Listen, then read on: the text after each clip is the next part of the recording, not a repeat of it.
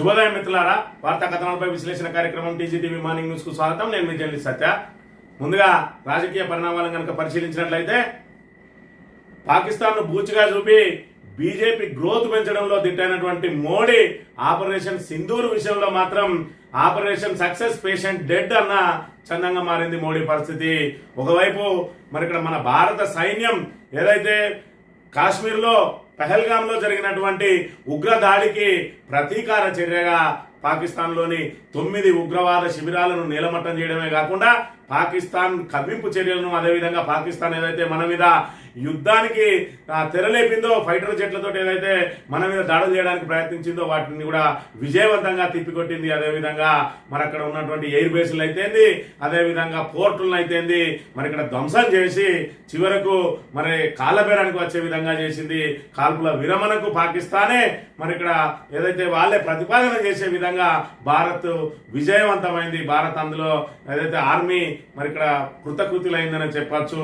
ఒకవైపు ఆపరేషన్ సింధూర్ విజయవంతమైందని చెప్పి దేశవ్యాప్తంగా సంబరాలు జరుపుకుంటే మాత్రం మోడీ అర్ధాంతరంగా కాల్పుల విరమణ ఎందుకు చేయాల్సి వచ్చింది, మన భారత్ పాకుల మధ్య మూడో పక్షాన్ని జోక్యాన్ని ఎందుకు అనుమతించాల్సి వచ్చింది, అసలు ట్రంప్ కు ఎందుకు తలొకిండు అని చెప్పి మరి ఇక్కడ దేశవ్యాప్తంగా కూడా విమర్శలు వ్యక్తమవుతున్న పరిస్థితి. మరోవైపు వాట్సాప్ యూనివర్సిటీ బీజేపీకి సంబంధించి మరి ఇక్కడ వాళ్ళు ఏదైతే దీనికి సంబంధించి ఏ విధంగా మరి ఇక్కడ డ్యామేజ్ కంట్రోల్ చేసుకోవాలో తెలియని పరిస్థితులలో అయోమయానికి గురి అవుతున్నారు. నిన్నటి రోజున హడావిడిగా మోడీ సైతం దేశవ్యాప్తంగా మరి ఇక్కడ ఏదైతే కాల్పుల విరమణతోటి, అది కూడా అమెరికా సూచనతోటి కాల్పుల విరమణ చేసినప్పటికీ మరి ఇక్కడ ఏదైతే భారత్ స్వయంగా నిర్ణయం తీసుకోకుండా మూడో పక్షం జోక్యాన్ని మరి అంగీకరించడం, మరి ఇక్కడ స్వయంగా మోడీ ప్రకటించకుండా, లేదంటే మన భారత ఆర్మీ ప్రకటించకుండా మరి అక్కడి నుంచి ముందుగా ట్రంప్ దీన్ని ప్రకటించడం, మేము జోక్యం చేసుకొని దీన్ని నివారించగలిగినామని చెప్పి తాను గొప్పగా చెప్పుకోవడాన్ని మరి ఇక్కడ భారత్ ఏదైతే మోడీ మరి ట్రంప్ కు తలొగ్గినట్టుగా పెద్ద ఎత్తున విమర్శలు వస్తున్న వేళ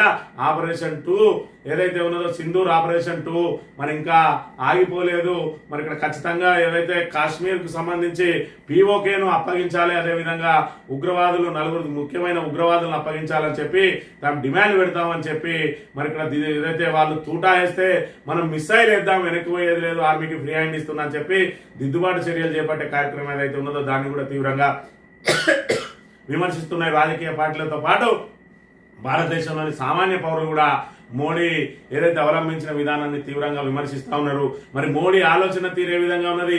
అణుబాంబులు కలిగినటువంటి పాకిస్తాన్ తోటి ఇంకా తెగే వరకు లాగద్దు అని చెప్పి మరి ఇక్కడ ఏదైతే వాళ్ళ కాల్పుల విరమణ ఒప్పందానికి అమెరికా ద్వారా ఏదైతే అది ప్రయత్నం చేసిందో దానికి ఇరుపక్షాల నుంచి నష్టం వాటిల్లకుండా మరి ఇక్కడ శాంతియుతంగా ఒప్పందం చేసుకుందామని చూసినా, శాంతియుతంగా సమస్యను పరిష్కరించుకుందామని చూసినా మరి ఇక్కడ 1971 నాటి పరిస్థితులను పదే మరి ఇక్కడ ఉటంకిస్తా ఉన్నారు. ఇందిరాగాంధీ ఆ రోజు మరి అమెరికాకు తలొగ్గకుండా మరి యుద్ధంలో నిలిచి గెలిచి చూపించింది అని మరి 1971 నాటి పరిస్థితులను కనుక చూసుకున్నట్టయితే ఆ రోజు భారత్ వద్ద కానీ అదేవిధంగా పాక్ వద్ద కానీ ఎలాంటి అణ్వాయుధాలు లేవు.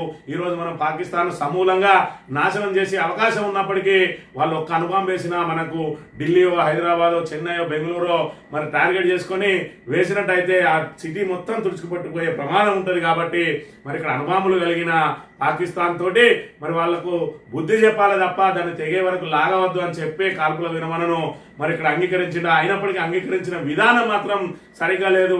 ఈ రోజు మూడో పక్షం జోక్యం చేసుకోవడం మూలంగా మరి కాశ్మీర్ సమస్య కూడా నేనే పరిష్కారం చూపిస్తా అని చెప్పి ఆయన భారత ప్రజల ఆత్మగౌరవాన్ని కూడా దెబ్బతీసే విధంగా మరి ఇక్కడ ట్రంప్ ప్రకటనలు చేస్తున్నారని సగటు భారతీయుడు జీర్ణించుకోలేకపోతా ఉన్నాడు. ఏదేమైనా పుల్వామా దాడితోటి మరి రాజకీయంగా లబ్ధి పొందినటువంటి, అదేవిధంగా సర్జికల్ స్ట్రైక్ ద్వారా లబ్ధి పొందినటువంటి మోడీ ఈ రోజు చూసుకున్నట్టయితే ఏదైతే ఆపరేషన్ సింధూర్ విజయవంతమైంది, కానీ ఆపరేషన్ సింధూర్ విజయవంతానికి సంబంధించి మరి ఆ క్రెడిట్ మాత్రం ఇక్కడ మోడీకి లభించలేదు. ఈ రోజు భారత ఆర్మీని మరి 1000 నోట్ల పొగుడుతున్న భారతీయులందరూ మోడీ విధానాన్ని మాత్రం తీవ్రంగా వ్యతిరేకిస్తున్న అంశాన్ని అయితే మనం ఇక్కడ ప్రధానంగా గమనించవచ్చు. ఈ మంథన్ నియోజకవర్గానికి సంబంధించి మరి ఇక్కడ ముఖ్యమైన వార్తను కనుక పరిశీలించినట్లయితే ఇక్కడ ఇసుక లారీలతోటి నిత్యం ప్రమాదాల బారిన పడతా ఉన్నారు మంత్రి నియోజకవర్గంలో. మరి మంత్రి నియోజకవర్గానికి శ్రీధర్ బాబు ప్రాతినిధ్యం వహిస్తా ఉన్నాడు. ఆయన ప్రాతినిధ్యం వహించే సమయంలో మరి ఇక్కడ గతంలో ఎమ్మెల్యేగా ఉన్నాడు. ఎమ్మెల్యేగా ఉన్న సమయంలో మరి నా ప్రభుత్వం లేదు, నేను ఏం చేయలేనని చెప్పుకుంటూ వచ్చిన ఆయన మా ప్రభుత్వం రాగానే 2 రోజులలో ఇసుక లారీలను బంద్ చేయిస్తా అని చెప్పిండు. ఇవాళ చూసుకున్నట్టయితే మరి గతంలో ఎన్ని అయితే నడిచినాయో ఇసుక క్వారీలు, దానికి రెట్టింపు క్వారీల లారీలను నడిపిస్తా ఉన్నాడు. పక్కనే ఉన్న పెద్దపల్లిలో మరి ఇక్కడ ఇసుక క్వారీలను అవి నడవకుండా ఇసుక క్వారీలకు ఎలాంటి టెండర్లు రాకుండా దాన్ని విజయనగరం అక్కడ విజయవంతంగా అడ్డుకొని అక్కడ ఏదైతే ప్రజల అవసరాల నిమిత్తం మరి ఇక్కడ ఫ్రీ ఇసుక సప్లై చేస్తా ఉంటే ఇక్కడ మాత్రం ఇసుక మరి టన్నుల కొద్దీ తరలిపోతా ఉన్నది. వేలాది లారీలు నడుస్తా ఉన్నాయి. మరి ఇక్కడ ఏదైతే మాదేపూర్ నుంచి భూపాలపల్లి వేయతలో నిత్యం ప్రమాదాలు జరుగుతున్నాయి. మొన్నటికి మొన్న మరి ఇక్కడ ఆయన సొంత గ్రామానికి సంబంధించినటువంటి మరి తులసిగారి రాజలింగ అనే వ్యక్తి మరి ఇక్కడ ఇసుక లారీ ఢీకొన్న ప్రమాదంలో చనిపోయాడు. దానికంటే ముందు 2 కాళ్ళు విరిగిపోయినాయి. కాటార మండల కేంద్రంలో బొమ్మపూర్లో ఒక వ్యక్తి చనిపోయాడు. అదేవిధంగా అడవి సోమన్పల్లి దగ్గర ఒక మహిళ చనిపోయింది. అయినప్పటికీ కూడా ఇసుక లారీలను మాత్రం ఆపేయడం లేదు. ఆయన ఇచ్చిన మాట మరి 2 రోజులు అన్నాడు, 2 సంవత్సరాలకు దగ్గరికి వస్తుంది. అయినప్పటికీ కూడా ఇసుక లారీలను ఆపడంలో శ్రీధర్ బాబు మంత్రి విఫలమైండు. ఇక్కడ పెద్దపల్లి ఎమ్మెల్యే చూసుకున్నట్టయితే విజయరామారావు ఖచ్చితంగా ఆయనే మరి ఇక్కడ నిలబెట్టి మరి చెప్తా ఉన్నాడు. కలెక్టర్ను అదేవిధంగా ఎవరినైనా శాండ్ ట్యాక్సీని కూడా అనుమతించలేదు. ఫ్రీ ఇసుకనే ఇస్తానా ప్రజలందరికీ అన్నాడు. ఒక్క ఇసుక రీచ్ పెట్టినా నేను ఒప్పుకోను అన్నాడు. మరి ఆయన అక్కడ ఒప్పుకోనంటే ఈయన ఇటు మానేరుకు ఇటు గోదావరికి రెండింటికి కలిపి నిత్యం మరి వేలాది ఇసుక లారీలు నడుస్తున్నా కిమ్మనకుండా ఉన్నాడు. గతంలో ఇవన్నీ బీఆర్ఎస్ నాయకుల జేబులు నిండుతానే అన్నాడు. మరి ఇప్పుడే వాళ్ళు జేబులు నిండుతానే అంటే సమాధానం లేదు. మరి ఆ ఇసుకంతా తరలిపోతుంది అన్నాడు. మన వనరులు మన తాత ముత్తాతల వనరులు అన్నాడు. ఇవాళ తాత ముత్తాతల వనరులు అన్ని దోసుకొని పోతా ఉన్నాడు. అయినా కూడా ఈ రకంగా మృత్యువాత పడుతున్నా మరి ఆయన కనికరం మాత్రం కలగడం లేదు. మృత్యు శకటాలు ఇసుక లారీ ఢీకొని గారేపల్లి కూడలిలో తులసిగారి రాయలింగ్ మృతి ఇసుక లారీ ప్రాంతానికి శాపమా? రోజుకో ఘటనతో రహదారిలో భయానక వాతావరణం. డ్రైవర్ తాగిన మత్తులో వాహనాలు నిత్యం ఏదో ఒక సంఘటన జరుగుతూనే ఉంది. కాటారం డివిజన్ ప్రాంతంలో మానేరు నది గోదావరి ప్రాంతం ఉండడం వల్ల ఇసుక అధికంగా లభించడం వల్ల ప్రభుత్వం ఇసుక టెండర్లు పిలిచి ఇక్కడ నుండి ఇసుక తరలిస్తున్నారు. ఈ ప్రాంతంలో సహజ వనరులు మెండుగా ఉన్నాయి. ఇసుక నాణ్యత మంచిగా ఉండడం వల్ల ఈ ప్రాంతానికి లారీలు అధికంగా వస్తున్నాయి. ఇక్కడ నుంచి ఇసుకకు డిమాండ్ ఉండడం వల్ల ఈ ప్రాంతానికి ప్రత్యేకత, ప్రాంతానికి ఎలాంటి లాభం చేకూరడం లేదు, అధికంగా నష్టం జరుగుతుంది. ఈ ప్రాంతంలో నీటి మట్టం తగ్గి రైతులు చాలా ఇబ్బందులు పడుతున్నారు. ఈ సంవత్సరం వేసవి పంటకు బోర్లు ఎత్తివేసి పంట కొరకు రైతులు నానా ఇబ్బందులు పడ్డారు. నెల కింద జరిగిన ఇసుక లారీ సంఘంలో గారెపల్లి ప్రాంతానికి చెందిన తోటరావి 2 కాళ్ళు కోల్పోయాడు. కుటుంబం దీని వ్యవస్థలో ఉంది. ప్రభుత్వం ఆదుకుంటుందని కుటుంబం ఎదురు చూస్తోంది. 2 కాళ్ళతో మంచానికి పరిమితమయ్యాడు. ఆ కుటుంబం పిల్లలు చాలా ఇబ్బందులతో కాలం గడుపుతున్నారు. ఈ ప్రాంతం నుండి ఇసుక తీసుకువెళ్లడం ఆపివేయాలని డిమాండ్ మొదలైంది. ఈ ప్రాంతంలో రహదారి వెంబడి బెల్ట్ షాపులు అధికంగా ఉండడం వల్ల రాత్రి పగలు డ్రైవర్లు మద్యం సేవించడం వల్ల తరచు ప్రమాదాలు జరుగుతున్నాయి. పోలీసు వ్యవస్థ ఒక చోట పార్కింగ్ ఏర్పాటు చేసి లారీలు నెమ్మదిగా వెళ్లేట్టు చూడాలని ప్రభుత్వ అధికారులు చెబుతున్నప్పటికీ పోలీసు యంత్రాంగం పట్టి పట్టనట్టు ఉండడం ఇవన్నీ జరుగుతున్నాయని ప్రజలు ఆరోపిస్తున్నారు. పొలాలకు వెళ్లే రైతులు ఎడ్ల బండ్లు దారి నడవకుండా ఉండడం వలన ఇసుక రీచ్లు గుర్తుదారులు బెదిరించి సంఘటనలు ఎన్నో ఉన్నాయి. ప్రభుత్వ అధికారులు పోలీసు యంత్రాంగం కట్టుదిట్టమైన నిబంధనలు పెట్టి మనం మెల్లగా ఈ ప్రాంతాన్ని దాటే వరకు వెళ్తూ ప్రజల జీవులను కాపాడాలంటున్నారు. మెల్లగా వెళ్లే వరకు కాదు. ఏదైతే శ్రీధర్ బాబు మాట ఇచ్చిండో ఆ మాట ప్రకారం ఖచ్చితంగా మరి ఆయన 2 రోజులలోనే ఇసుక లారీలు ఏదైతే ఆపేస్తా అని చెప్పిండో ఆ మాటను నిలబెట్టుకోవాలి. మరి ఇక్కడ గతంలో చూసుకున్నట్టయితే ఎమ్మెల్యేగా ఉండే సమయంలో ఏ పని అడిగినా కూడా మన ప్రభుత్వం లేదు, నేనేం చేయలేను అన్నాడు. ఇవాళ మీదే ప్రభుత్వం ఉన్నది, కీలక మంత్రి హోదాలో ఉన్నాడు, నెంబర్ 2 అంటాడు. ఈయనకి ఏది చెప్తే రేవంత్ రెడ్డి అది చేస్తా అంటాడు. పక్క నియోజకవర్గంలో ఒక్క ఇసుక రీచ్ కూడా లేదు. మరి మంత్రిలో ఇన్ని ఇసుక రీచ్లు పెట్టి ఎందుకు ఈ ఇసుకను తరలించకపోతాను, ఎవరి జేబులకు పోతాయి అనేది మంత్రి ప్రజలు ఆలోచన చేసుకోవాలి. ఇక్కడ కుటుంబాలను పూర్తిగా చిదిమేస్తూ మరి ఈ రక్తపు ఆ ఇసుకను తీసుకుపోయి మరి క్యాష్ గా మార్చుకుని ఎవరు జేబులు నింపుకుంటున్నారో మరి వాళ్ళ మాట ప్రకారమే చూసుకున్నట్టయితే గతంలో మరి బీఆర్ఎస్ పుట్టమది జేబులకు వచ్చినాయి, లారీలన్నీ పుట్టమది అన్నాడు. మరి ఆ రోజు లారీలు పుట్టమది అయితే ఈ రోజు శ్రీధర్ బాబు కాదా అని మంత్రి ప్రజలు అర్థం చేసుకోవాలి. ఒకవేళ నిజంగానే శ్రీధర్ బాబు కాకపోతే ఎందుకు బంద్ చేస్తలేడు, పెద్దపల్లిని ఎందుకు బంద్ ఉన్నది, మంత్రులను ఎందుకు బంద్ లేదనే విషయాన్ని మంత్రి ప్రజలందరూ కూడా అర్థం చేసుకోవాలి. ఇప్పటికైనా మరి ఇక్కడ ద్వంద్వ వైఖరి, అధికారంలో ఉంటే ఒక మాట, అధికారంలో లేకుంటే ఒక మాట ఏ విధంగా మాట్లాడుతున్నాడో కూడా అర్థం చేసుకోవాలి. ఈ రోజు 6 గ్యారంటీలు, 420 హామీలు, అబద్ధ హామీలు, అలవిగాని హామీలు అన్ని ప్రజల మీదకి రుద్దింది మన నియోజకవర్గ ఎమ్మెల్యే దుద్దిల శ్రీధర్ బాబు అనే విషయం మనం అర్థం చేసుకోవాలి. మేనిఫెస్టో కమిటీ చైర్మన్ గా ఉండి ఈరోజు రాష్ట్ర ప్రజలందరినీ కూడా మరి ఇక్కడ కాంగ్రెస్ ప్రభుత్వం మోసగించడంలో ప్రధాన పాత్ర వహించిండు. ఇవాళ మంత్రి ప్రజలకు ఇచ్చిన హామీల విషయంలో కూడా కనీసం మెడికల్ కాలేజ్ ఎత్తాను, నువ్వు మెడికల్ కాలేజ్ లేకున్నా మంచిదే, ఈ ప్రాణాలు తీసే ఇసుక లారీలో నువ్వు 2 రోజులు బంద్ చేస్తాను, 2 సంవత్సరాల దగ్గరికి వచ్చింది, దీన్నైనా బంద్ చేయాలని చెప్పి ప్రజలు కోరుకుంటున్న అంశాన్ని మనం ఇక్కడ గమనించాలి. వార్తా కథనాలను కనుక పరిశీలించినట్టయితే లక్ష్యాన్ని ఛేదించాం, ఉగ్ర స్థావరాలను ధ్వంసం చేశాం, టెర్రరిస్టులను ఏర్పారేశాం, డీజీఎంఓ ఆపరేషన్ సింధూర్ విజయవంతం. పాక్ పిఓకలో 9 టెర్రర్ క్యాంపులపై దాడి, 100 మంది ఉగ్రవాదులను మట్టుబెట్టిన 35 నుంచి 40 మంది పాకిస్తాన్ సైనికులను హతం చేసిన, వారి వైమానిక స్థావరాలను భారీ నష్టం జరిగింది. 5 భారత జవాన్లు వీరమరణం పొందిండ్రు. పలు పాక్ యుద్ధ విమానాలను కూల్చేసినాం. మన పైలట్లు అందరూ సేఫ్ గా తిరిగి వచ్చారు. పాక్ ప్రతిపాదనతోనే కాల్పుల విరమణ చేసిన, మరోసారి ఉల్లంఘిస్తే తీవ్ర పరిణామాలు. భారత డీజీఎంఓ రాజీవ్ ఘాట్ హెచ్చరిక అని చెప్పి ఆపరేషన్ సింధూర్ లక్ష్యాన్ని ఛేదించినామని భారత director general of military operations general Rajiv Ghai తెలిపారు. ఆపరేషన్ సింధూర్ లో భాగంగా పాకిస్తాన్ పాక్ ఆక్రమిత కాశ్మీర్ లోని 9 ఉగ్రవాద శిబిరాలను, 100 మంది టెర్రరిస్టులను, సుమారు 40 నుంచి 45 మంది పాకిస్తాన్ జవాన్లను మరి ఇక్కడ మట్టుబెట్టింది. మన యుద్ధ విమానాలతో పోయిన మన పైలట్లు ఏ ఒక్కరికి కూడా ఎలాంటి మరి ఇక్కడ ప్రాణ నష్టం జరగకుండా అందరూ సేఫ్ గా తిరిగి వచ్చిండ్రు. అదేవిధంగా పాక్ ఏదైతే మరి సరిహద్దు వెంబడి సామాన్య పౌరుల మీద కాల్పులకు తెగబడిందో సుమారు 19-20 మంది మరి అందులో అసులు బాసిండ్రు. 5 జవాన్లు కూడా వీరమరణం పొందిండ్రు. ఏది ఏమైనా పాకిస్తాన్ ప్రతిపాదనతోనే మరి ఇక్కడ మనం కాల్పుల విరమణకు వాళ్ళు దిగచ్చిండ్రు. మరి ఇంకా ఇదే యుద్ధం కొనసాగంటే పాకిస్తాన్ పూర్తిగా నీలమట్టే అయ్యే అవకాశం ఉండే. అయినప్పటికీ కూడా వాళ్ళ ప్రతిపాదనను మన సైన్యం అంగీకరించి ఈ రోజు శాంతి చర్చలు జరగబోతా ఉన్నాయి. మరోవైపు పిఓకే మీద, అదేవిధంగా ఉగ్రవాదుల మీద స్పష్టం చేయాలని మరి ఇక్కడ ప్రధానమంత్రి మోడీ చెప్తా ఉన్నారు. ఏదేమైనా డీజీఎంఓ స్థాయిలో నడుస్తా ఉన్న చర్చలు ఇంకా ప్రభుత్వం స్థాయిలోకి రాలేదు. మిలిటరీ ఆపరేషన్ ఏదైతే ఆఫీసర్ల మధ్యనే మరి ఇక్కడ హాట్ లైన్ ద్వారా చర్చలు సాగబోతా ఉన్నాయి. ఏది ఏమైనా కూడా పాకిస్తాన్ మన వైపు చూస్తే ఖచ్చితంగా మీరు ఎక్కడ ఏ పొక్కలో దాక్కున్నా మిమ్మల్ని ఏరి పారేస్తామని చెప్పి మరి ధీటుగా సమాధానం ఇచ్చింది. ఆపరేషన్ మరి సింధూర్ విజయవంతమైంది.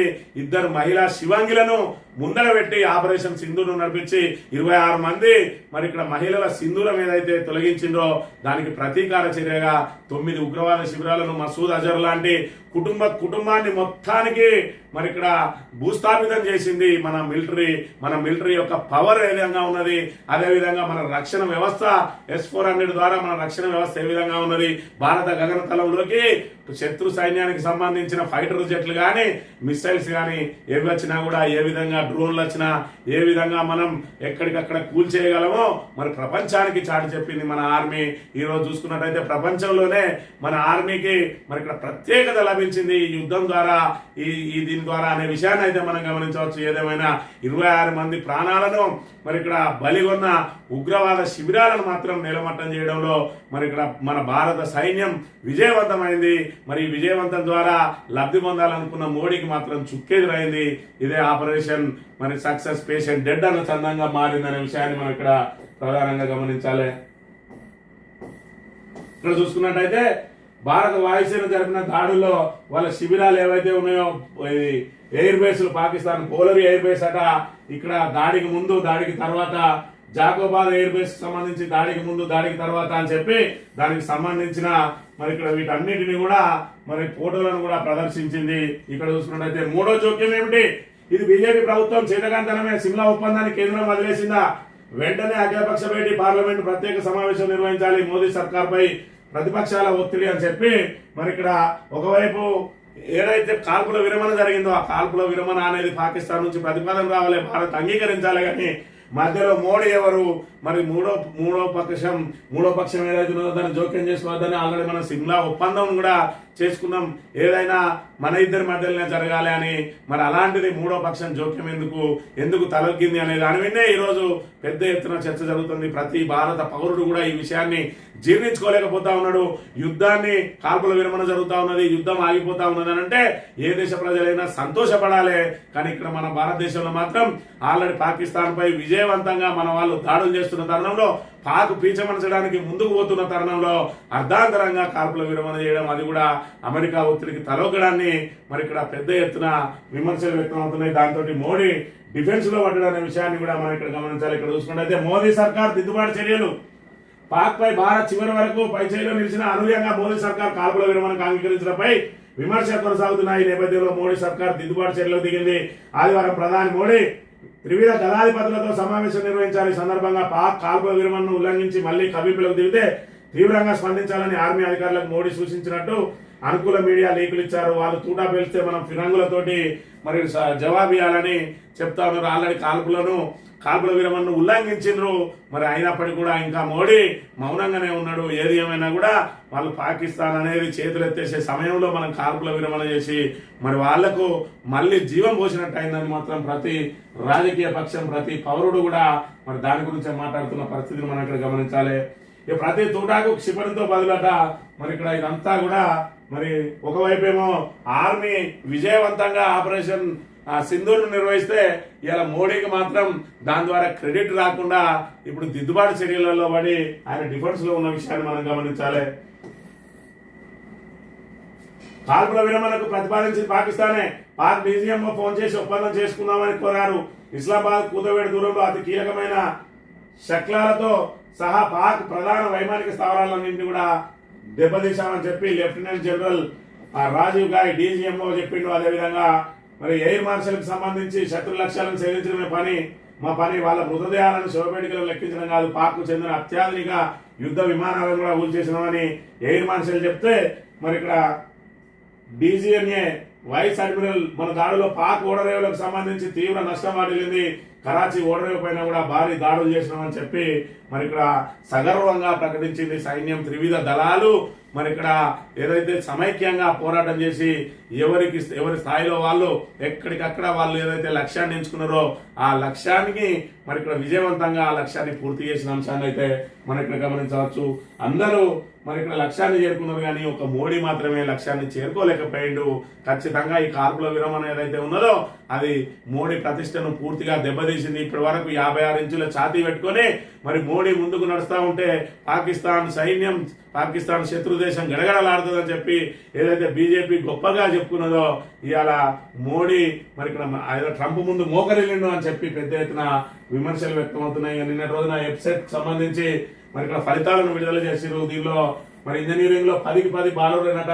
అగ్రి ఫార్మసీలో తొలి 10లో మరి 9 బాలులకే వచ్చినాయి ర్యాంకులు, ఫస్ట్ ర్యాంకులు. ఓవరాల్ గా ఉత్తీర్ణతలో చూసుకున్నట్టయితే బాలికల్ని పైచే అయినా కూడా మరి ఇక్కడ బాలులే అగ్రస్థానంలో ఉన్నారు. ఇక చూసుకున్నట్టయితే ఈ ఫలితాలను ఎక్కడ విడుదల చేసింది అని అంటే మరి ఇక్కడ Revanth Reddy palace, Jubilee hills palace ఏదైతే ఉన్నదో ఆ ప్యాలెస్ లో ఫలితాలను విడుదల చేసిన. గతంలో ఫామ్ హౌస్ కే పరిమితం అవుతాడు, లేకపోతే ప్రగతి భవన్ కే గడీల పాలన అన్న రేవంత్ రెడ్డి ఇవాళ ప్యాలెస్ పాలన నిర్వహిస్తా ఉన్న విషయాన్ని ప్రజానీకం అంతా కూడా గమనించాలి. ఆయనే సెక్రటరియట్ కి రాకుండా మరి పూర్తిగా ప్యాలెస్ లోనే పెట్టుకుని చుట్టూ మరి అప్పుడు ఇనుప కంచెలే ఉండేది, ఈయన అయితే ముళ్ళ కంచెలు వేసుకున్నాడు. అప్పుడు ఆ ఇనుప కంచెలు రాకనన్నా పోయేది, ఈయన ముళ్ళ కంచెలకు 3 అంచెల దూరంలో ప్రజలను బయటికి వెళ్ళగొడతా ఉన్నారు. ఇప్పటి వరకు సామాన్య ప్రజలు ఒక్కరు కూడా ఆయన ప్యాలెస్ లోకి వెళ్ళలేదు. ప్రగతి భవన్ లో చూసుకున్నట్టయితే సామాన్య ప్రజలతో కూడా అందులో సమావేశాలు ఏర్పాటు చేసిండు కేసీఆర్. ఆ సమావేశాల కోసం ప్రత్యేక సమావేశ మందిరాలు కూడా ఉన్నాయి మరి అప్పటి ప్రగతి భవన్ లో. మరి ఇప్పుడు ఏదైతే ఆ ప్రగతి భవన్ ప్రజాభవన్ గా మార్చిండో మరి ఈయన కూడా అందులోనే నివాసం ఉండి ప్రజలందరినీ కూడా అందులోకి అలో చేయిస్తే అప్పుడు ప్రజాప్రభుత్వం అని నమ్మేవాళ్ళు. కానీ ఇవాళ ఈయన ముళ్ళకంచెల మధ్యలో ఉంటూ ఇంకా ఏదైతే పాత ప్రభుత్వాన్ని విమర్శిస్తూ మరి ఇక్కడ ఇప్పటికే పూర్తిగా అబాస్ పాలైండు. ఈయన రాచరికంలో నెంబర్ 1 అని మరి ఇక్కడ నిన్నటి రోజున వెబ్సైట్ ఫలితాల విడుదల ప్యాలెస్ లో విడుదల చేసి దాన్ని మరోసారి మరి నిరూపించుకున్నాడు అనే విషయాన్ని కూడా మనం ఇక్కడ గమనించాలి. ఇక నేడు సాగర్, రేపు చార్మినార్ మిస్ వరల్డ్ కార్యక్రమాలు యథాతథమాట. మంగళవారం చార్మినార్ లార్డ్ బజార్ లో షాపింగ్ చేయనున్న సుందరిమన్లు చామల్ల ప్యాలెస్ లో స్వాగత విందుకు హాజరు. సీఎం, సినీ, క్రీడా ఇతర ప్రముఖులు పాల్గొనే అవకాశం. సీఎం రోజు అదే పని ఆయనకు. మరి ఇక్కడ రైతులు ఏం చేస్తారు, మరి ఇక్కడ రైతులకు సంబంధించిన కొనుగోళ్ల వేగవంతం కోసం ఏం చేయాలి, అకాల వర్షాలు వచ్చిన వారిని ఏ విధంగా ఆదుకోవాలి, రైతుల ఆత్మహత్యలు నిత్యం జరుగుతూ ఉన్నాయి, వాళ్ళ కోసం ఏం చేయాలి, మరి ఉద్యోగులు తమ పెండింగ్ డిఏల కోసం అదేవిధంగా పిఆర్సీ కోసం పోరాటం చేస్తారు, వాళ్ళ సమస్య ఎట్లా పరిష్కరించాలి, ఆర్టీసీ సమస్య ఎట్లా పరిష్కరించాలని విడిచిపెట్టిండు. అందాల ఆరబోత కార్యక్రమానికి మాత్రం నిత్యం హాజరయ్యే దాన్ని షెడ్యూల్ ఏర్పాటు చేసుకున్నాడు. ఇక పాక్ భారీ నష్టం, 30 నుంచి 40 మంది సైనికుల మృతి, 100 మందికి పైగా ఉగ్రవాదుల హతం అని చెప్పి ఇక్కడ ఆపరేషన్ సింధూర్ కొనసాగుతుంది. మాకు అప్పగించిన బాధ్యతను ఖచ్చితత్వంతో నిర్వర్తించాం. భారత వైమానిక దళం మధ్యవర్తిత్వం చేస్తా అంటున్న ట్రంప్, కాశ్మీర్ విషయంలో ఎవరి జోక్యం అక్కర్లేదు, పిఓకొని అప్పగించిన పైనే మాట్లాడదామంటున్న భారత్, ట్రంప్ ఆఫర్ను స్వాగతించిన పాకిస్తాన్. పాకిస్తాన్ అనేది మరి ఇక్కడ పూర్తి స్థాయిలో అది ఓటమి దిశలో ఉన్నాయి కాబట్టి మధ్యవర్తిత్వానికి ఎవరైనా అంగీకరిస్తారు. మనకు మధ్యవర్తిత్వం అవసరం లేదు, ఖచ్చితంగా పిఓకేను బేషరతుగా అప్పగించాలి. మరి ఇక్కడ కాల్పుల విరమణ సమయంలోనే దాన్ని మీరు పిఓకేని అప్పగించాలి, ఉగ్రవాదులను అప్పగించాలి అని ఒక షరతు పెట్టి కాల్పుల విరమణ చేసేది ఉండే అని చెప్పి భారత్లో ఉన్న అన్ని రాజకీయ పక్షాలతో పాటు మరి ఇక్కడ సైనికులు ఏదైతే సామాన్య పౌరులు కూడా చెప్తా ఉన్నారు. మరి ఇక్కడ ఈరోజు ఏదైతే మోడీ ఏదైతే తలొగ్గిండో ఆ తలొగ్గిన అంశానికి సంబంధించి మరి ఇక్కడ గతంలో ఏదైతే కేసీఆర్ మాట్లాడిండో మరి పుల్వామా దాడి సమయంలోనో లేదంటే వేరే సమయంలో మొత్తానికి ముఖ్యమంత్రిగా ఉన్నప్పుడు మాట్లాడిన మాటలు ఇప్పుడు వైరల్ గా మారుతా ఉన్నాయి. మరి ఒక్కసారి గమనించినట్టయితే మాట్లాడుతున్నారు, సేనా మే జోష్ చాహియే, यंग ब्लड चाहिए, सेना में चाहिए, केंद्र सरकार में नहीं चाहिए क्या? फिर हटा दो नरेंद्र मोदी, बुढ़ा हो गया नरेंद्र मोदी। यहां पे भी जोश चाहिए, यहां क्यों नहीं चाहिए भाई? समझ में नहीं आया। గతంలో మాట్లాడిన కేసీఆర్ గారు మాట్లాడిన మాటలు ఇప్పుడు వైరల్ గా మారినాయి. మరి ఇక్కడ ఏదైతే అగ్నివీరులకు సంబంధించి మరి ఇక్కడ సైన్యంలో యువరక్తం నింపాలి, అందుకే అగ్నివీర్ అనే పథకాన్ని ప్రవేశపెట్టినాం. సైన్యంలో 5 ఏళ్ల పాటే పనిచేయడానికి మరి కొత్త రక్తాన్ని నింపడానికి చేస్తా ఉన్నామని చెప్తే మరి సైన్యంలో కొత్త రక్తం కావాలి కానీ మరి ఇక్కడ ప్రభుత్వంలో కొత్త రక్తం వద్ద మరి మోడీ బుడ్డవగా హటావో అన్నాడు. ఇవాళ అది పర్ఫెక్ట్ యాక్ట్ అయింది. మరి ఇక్కడ ఒకవైపు సైన్యం వీరోచితంగా పోరాడుతూ ఉంటే మరోవైపు మోడీ చేతులెత్తడంతో మరి ఇక్కడ ఏదైతే కేసీఆర్ వ్యాఖ్యలను ఉటంకిస్తూ మోడీ పని అయిపోయింది అని చెప్పి మరి పెద్ద ఎత్తున విమర్శలను వ్యక్తం చేస్తున్న పరిస్థితిని కూడా మనం ఇక్కడ గమనించాలి. ఇక అలా ఎలా విరమిస్తారు? కాల్పుల విరమణకు ఒప్పుకోవడంపై పలువురు వ్యతిరేకత. యుద్ధంలో పైచేయి మాదే అయినా విరమణ ఏంటని చూసాం. పాక్ పై దొరికిన పట్టును బిగిద్దామని ప్రధాని మోడీ నేతృత్వంలో జరిగిన భేటీలో నిర్ణయం. అంతలోనే వెనక్కి తగ్గడంపై సర్వత్రా సందేహాలు అని చెప్పి మరి ఇక్కడ ఏం జరిగిందనే విషయంలో మాత్రం ఇంకా కూడా అది మరి ఇక్కడ ఏదైతే సస్పెన్స్ గానే కొనసాగుతా ఉన్నది. అది ఇంకా మరి ఎవరికి అంతు చిక్కని అంశంగానే మిగిలిపోయింది. ఎందుకు కాల్పుల విరమణకు అంత అది అర్ధాంతరంగా ఎందుకు కాల్పుల విరమణ చేసుకోవాల్సి వచ్చిందనే దాని మీద మరి ఇక్కడ ప్రభుత్వం నుంచి మాత్రం ఎలాంటి సమాధానం లేదు. మన సైనిక సత్తాను చాటాం. అమరుడికి కన్నీటి వీడుకోలు. ఏపీలో అధికార లాంఛనాలతో జవాన్ మురళీనాయక్ అంత్యక్రియలు. ప్రభుత్వం తరఫున 5 ఎకరాల పొలం, 50 లక్షలు ఇంటి స్థలం, తండ్రికి ఉద్యోగం. వ్యక్తిగతంగా పవన్ కళ్యాణ్ 25 లక్షల సాయం ప్రకటన అని చెప్పి ఏపీకి సంబంధించిన మురళీ నాయక్ ఏదైతే మరి ఇక్కడ పాకిస్తాన్ దాడులలో మరి ఇక్కడ అమరుడిగా నిలిచిండో, మృత్యువాత పడ్డాడో, ఆయన అంత్యక్రియలకు నిన్నటి రోజున మరి ఏపీలో విశేషంగా జనం హాజరై ఆయనకు మరి ఇక్కడ అంతిమ వీడ్కోలు పలికిండ్రు. మరి భారతదేశ పరిరక్షణ కోసం ప్రాణాలు అర్పించిన సైనికునికి ప్రతి భారతీయ పౌరుడు కూడా సంఘీభావం ప్రకటించగా మరి అదేవిధంగా ప్రభుత్వం కూడా అండగా నిలిచింది. 5 ఎకరాల పొలం, 50 లక్షలుగా పవన్ కళ్యాణ్ తన సొంతంగా కూడా 25 లక్షలు ఇచ్చి స్వయంగా ఇంటికెళ్లి వాళ్ళను ఓదార్చిన పరిస్థితిని కూడా మనం ఇక్కడ ప్రధానంగా గమనించవచ్చు. ఏది ఏమైనా కూడా మరి ఇక్కడ పాకిస్తాన్ బూచిగా చూపి బీజేపీ బలపడడానికి ఏదైతే ప్రయత్నం చేస్తా ఉన్నదో, బీహార్లో మొన్నటికి మొన్న బీహార్ ఎలక్షన్లు రాబోతా ఉన్నాయని చెప్పి ఈ ఉగ్రదాడులను మరి ఇక్కడ బేస్ చేసుకుని పాకిస్తాన్ మీద ఏదైతే దాడి చేస్తామో ఆ దాడిని మన ఏదైతే బీజేపీ విజయంగా చూపించుకుని అందులో కూడా లబ్ధి పొందాలని చెప్పి ఏదైతే ప్రయత్నం చేసిందో అక్కడ మా దగ్గర అణుబాంబులు ఉన్నాయని చెప్పి పాకిస్తాన్ ప్రకటిస్తే, రక్షణ మంత్రి ప్రకటిస్తే మరి మా దగ్గర ఉన్నాయేంటి, మా ఏమైనా దీపావళి బాంబులా అని చెప్పి ఎద్దేవగా మాట్లాడి పాకిస్తాన్ పీచమనిస్తామని చెప్పి గొప్ప గొప్ప మాటలు మాట్లాడిన మోడీ అర్ధాంతరంగా కాల్పుల విరమణ ఒకవైపు ఆపరేషన్ సింధూర్ విజయవంతమైంది.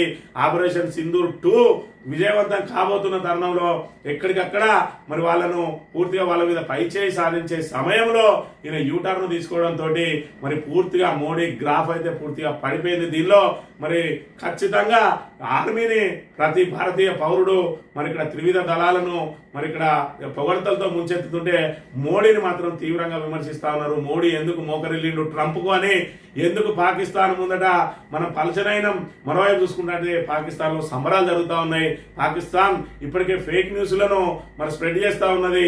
దానిలో భాగంగా మనకు మరి భారత్ లొంగిపోయిందని చెప్పి కూడా వాళ్ళు అక్కడ వాళ్ళ దేశంలో చెప్పుకోవడాన్ని మరి అది సోషల్ మీడియాలో చూసిన ఏ పౌరుడు కూడా జీర్ణించుకోలేకపోతా ఉన్నాడు. ఏది ఏమైనా మోడీ మరి ఇక్కడ వ్యూహాత్మకంగా మరి చేసిన ప్రక్రియనా ఇది, లేదంటే అనాలోచిత ప్రక్రియనా, ఏది ఏమైనా దీని ద్వారా మాత్రం బీజేపీకి మరి ఎలాంటి లబ్ధి చేకూరే అవకాశం లేదు. భారత్లో ఉన్న ప్రతి పౌరుడు కూడా వాళ్ళ చర్యను వ్యతిరేకిస్తున్న వేళ మరి ఏదైతే పాకిస్తాన్ పూర్తిగా చూపి ఇప్పటివరకు లబ్ధి పొందిండో అదే పాకిస్తాన్ ద్వారా ఇప్పుడు పూర్తిగా గ్రాఫ్ పడిపోయిన అంశాన్ని అయితే మనం ఇక్కడ ప్రధానంగా గమనించవచ్చు. ఇది ఈరోజు మార్నింగ్ న్యూస్. తిరిగి వద్దాం. Thank you very much.